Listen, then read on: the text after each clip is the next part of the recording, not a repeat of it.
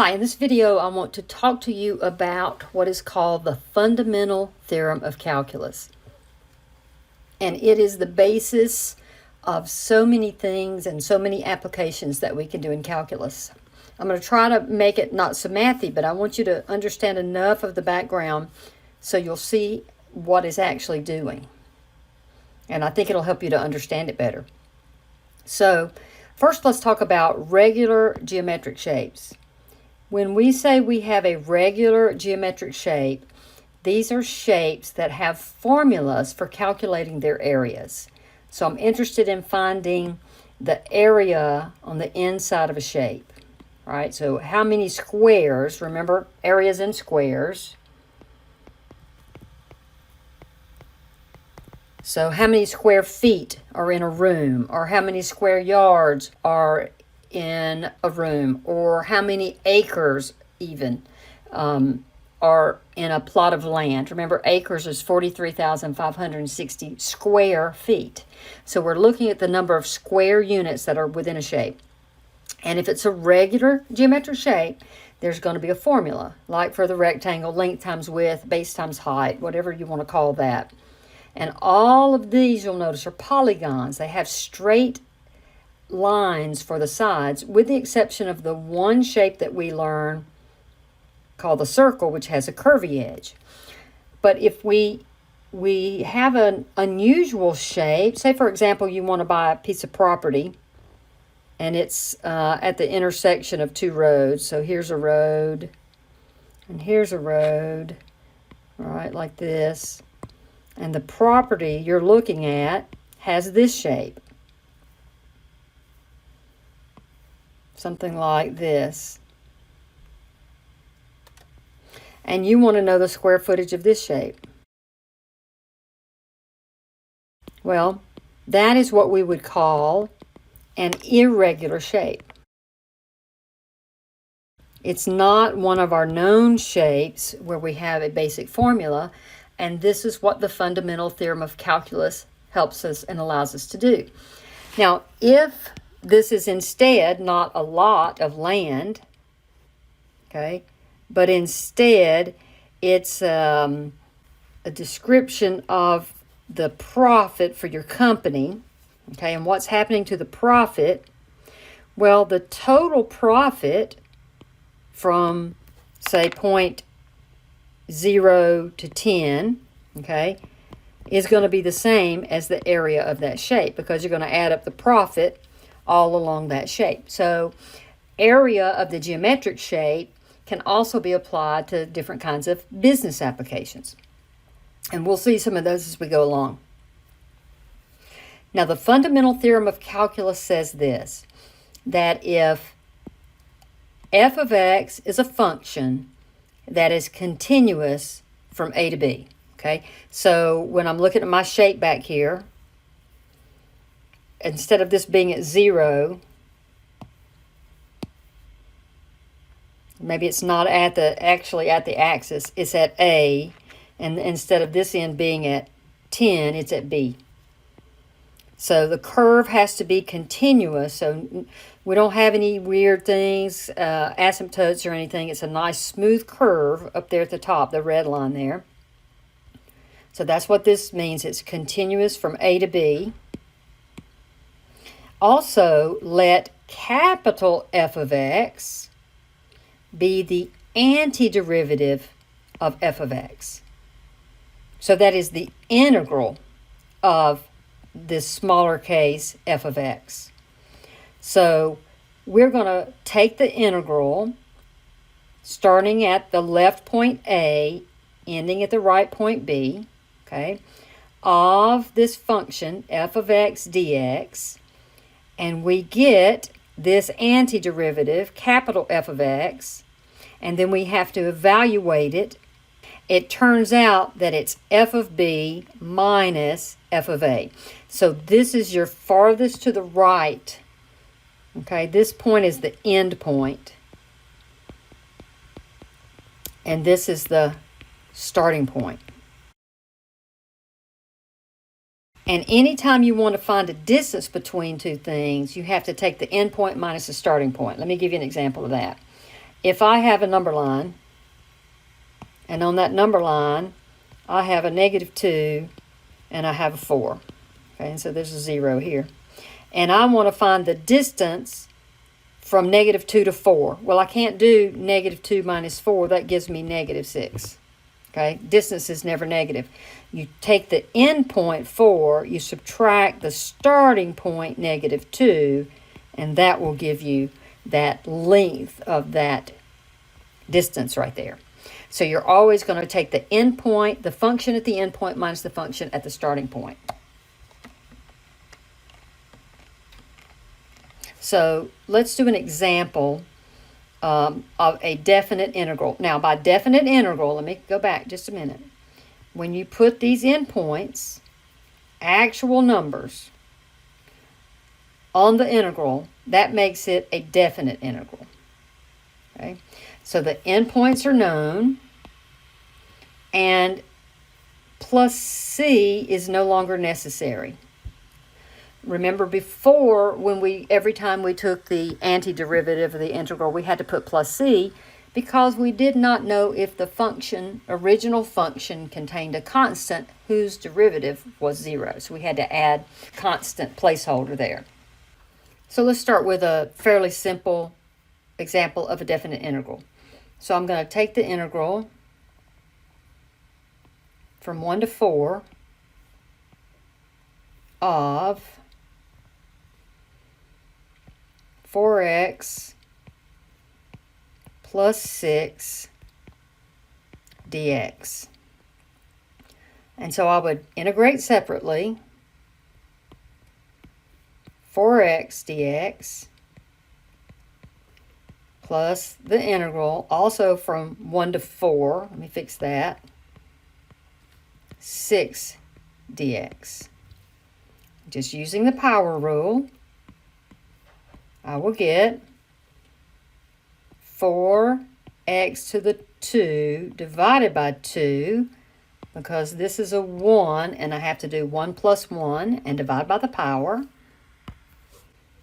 plus 6x, remember, because that's like 6x to the 0, so you add 1 to the power and you divide by the power. And this whole thing, and so we're going to put brackets like this, parentheses would be okay, and then we put a line, a vertical line, with what we call the upper bound here, 4, and the lower bound here, 1. Now, according to the fundamental theorem, remember what we said it was, it's the antiderivative evaluated at the upper, f of b, minus the antiderivative evaluated at the lower. Okay? So that means my answer here is going to be 4 times 4 squared over 2. Now, I could have reduced this. It would have been fine if I had gone 2, goes into 4, and leaves a 2. I'll get the same thing. Okay, I just didn't notice that. Plus 6 times 4. Now, that's evaluating it at the upper. So that's the first thing we do. And then we have to subtract from that. And you need these parentheses because this minus sign right here will make you miss stuff, especially when you don't have exact numbers at first. You'll see what I mean. So we put in, I'll go ahead and just leave it the 4 times 1 squared over 2 plus 6 times 1. Okay, so that's going to be 64 over 2 plus 24 minus 4 over 2 plus 6. So 32 plus 24 minus 2 minus 6. And there's that minus sign that I warned you about right there. Okay? And of course you could do inside the parentheses first, but remember, we're going to have some expressions in here. It's not going to be a 4 over 2. It might be an x over 2. So we're going to add all that up together and we get 48.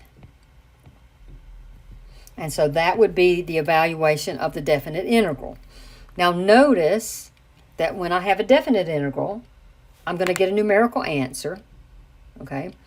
And that I take the antiderivative first, then I evaluate it at both ends, and then I subtract. But it's the upper end minus the lower end, right?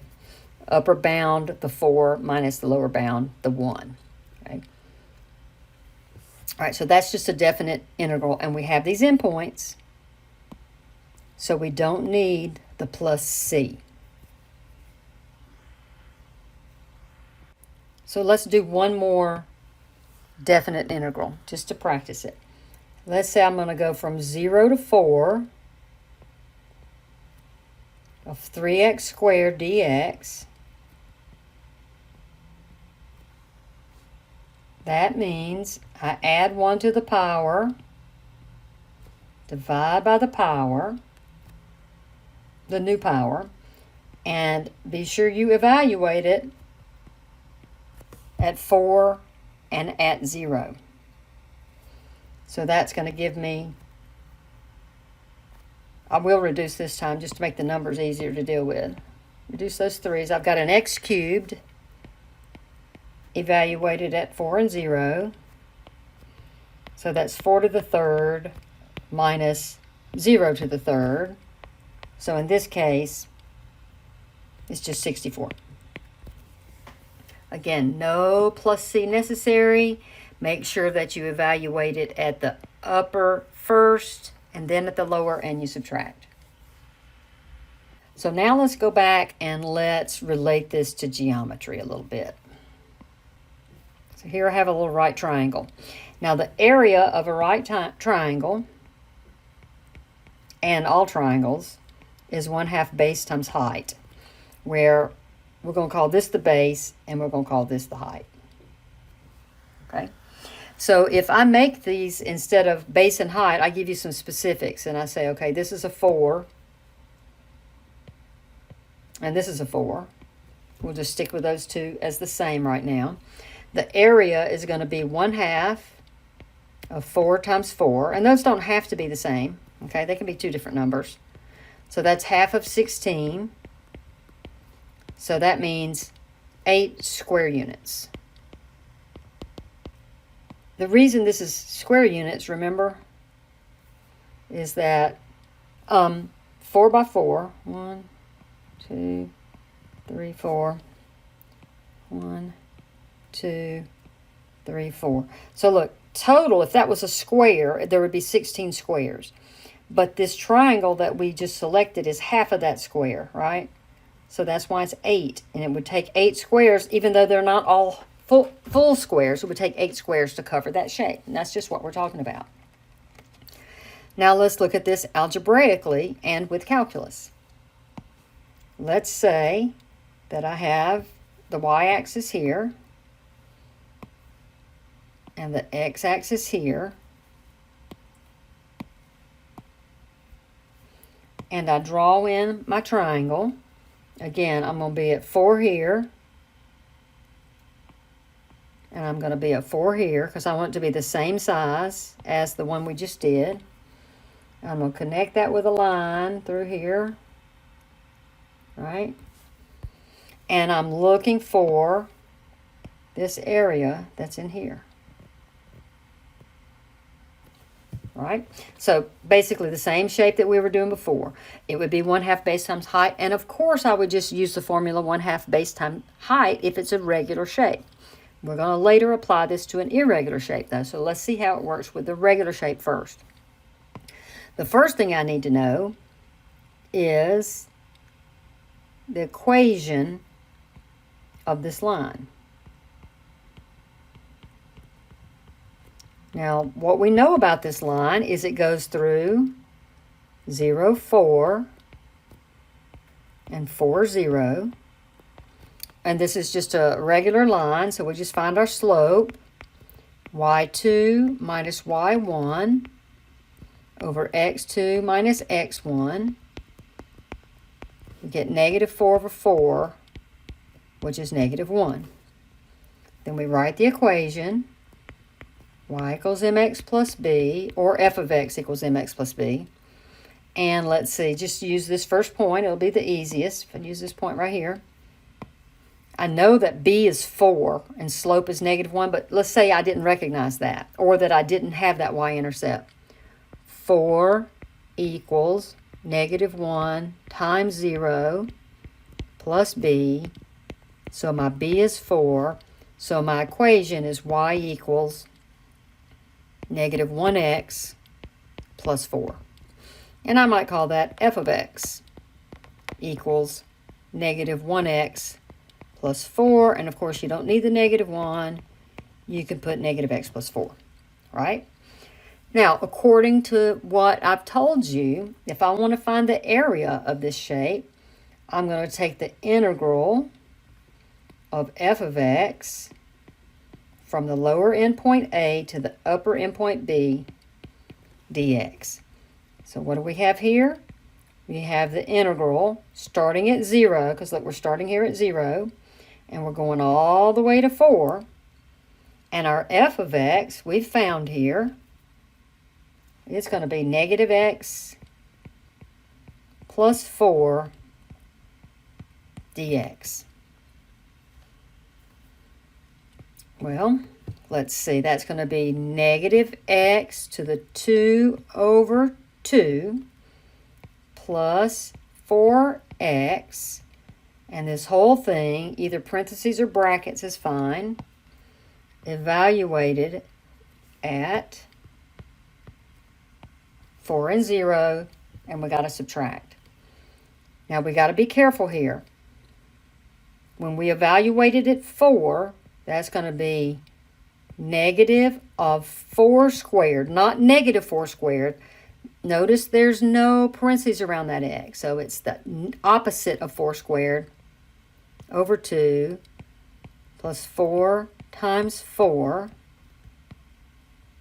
minus the opposite of 0 squared over 2 plus 4 times 0. Now, this last part is not always a 0. So you need to go ahead and, remind yourself, I have to evaluate the integral at both ends. All right, so that's going to give me a negative 16 over 2 plus 16, and all of this is 0 this time. Well, that's negative 8 plus 16, which is 8. And remember what we got for our area before when we did the formula? We also got 8 square units. So both times we got 8 square units. And again, of course you would do the geometry formula if you have a regular shape. But what we want to do is we want to transfer this process, which will work for irregular shapes that don't have formulas. They actually have functions like this function here that can describe curvy edges versus all those straight edges that you have on polygons where you know the formula of the shape. All right, so let's do a different shape. Let's do a circle this time. Recall that x squared plus y squared equals r squared is a circle. It has a center at 0, 0, and a radius that is the square root of whatever the number is there. So for example, if I do x squared plus y squared equals 9, that would be the equation of a circle with a center at 0, 0 and a radius of 3. Okay, so remember, radius of 3 is the square root of this 9. So you took the square root of this 9 to get this 3 for the radius. So I'll draw the sketch. Okay, and so we're talking about the circle, okay, where this is a 3 all the way around. 3 here, 3 here, negative 3 to the left, negative 3 down. And let's say, and again, circle has a formula, okay? So we could do this by formula. But let's say that we don't want to find the whole thing. Remember, the area of a circle is pi r squared. Pi r squared. But let's say we just want to find the area of this shape, just to keep it simple for now. We just want to find this first quadrant area right there. Okay? Well, that area, for just this part, well, that's a fourth of the circle. Look, 1, 2, 3, 4. So it's 1 out of 4. So what we're going to be looking at is the area is 1/4 pi r squared. So that's going to be 1/4 pi 3 squared. So that's going to be 1/4, and I'm just going to leave pi in because we'll do that in my calculator, times 9. So that's 9 pi over 4. And if you take your calculator, use the pi key, and you type in 9 pi divided by 4, you get approximately 7.07. Okay, just a couple of decimal places. Now I'm going to use calculus to do the same thing. Now the equation of a circle is not a function, because remember, a function has to pass the vertical line test, and a circle doesn't pass the vertical line test. So we're going to look at just the top half of the circle for a minute, and here's how we do that. X squared plus y squared equals 9. Now remember, y is a function of x, so I want to solve this thing for y. So I'm going to subtract x squared. Then I'll get y squared equals 9 minus x squared. So whenever you have y squared equal to a number, then y is going to be the positive and negative square root of that number. So y here is going to be the positive and the negative square root of 9 minus x squared. Now what happens is the positive part is a function. It gives us the upper half of the circle. Okay, that's the positive root. The square root of 9 minus x squared positive. The negative comes in here, and it gives us the bottom half of the circle. Y equals the negative square root of 9 minus x squared. Okay? So I'm only going to be looking at the upper half of the circle and just that part right there. Okay? But it's still going to be 1/4 pi r squared, because it's 1/4 of a whole circle. Okay, so I'll set up the integral that would do this as well, but we don't have the skills in this class to actually do this kind of integral. But I'll go ahead and set it up and show you how it would be set up. It would be the integral from 0 to 3 of the positive part, the positive square root of 9 minus x squared dx. Okay, and this is just the setup. We're not going to actually take that integral because we haven't done anything like that. Now let's look at some examples of the kinds of exercises you will do in this section. Example 1. Find the integral from 0 to 2 f of x dx for each graph. So what they're asking us to find is this area right here. Okay. Well, we don't know what the function is, but we can use geometry to figure out how much that is. And we don't even need to use a formula or anything. Look, we've got a half of a square here and a half of a square here.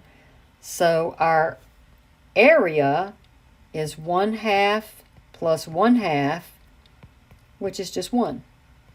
And so all they're really asking you to look at in this problem is to understand that this formula would give you the area of that shape. And the same thing for part B. We have a half of a square here and a half of a square here. So the integral there would also be 1. That's it. Just the relationship between the geometry and the integral.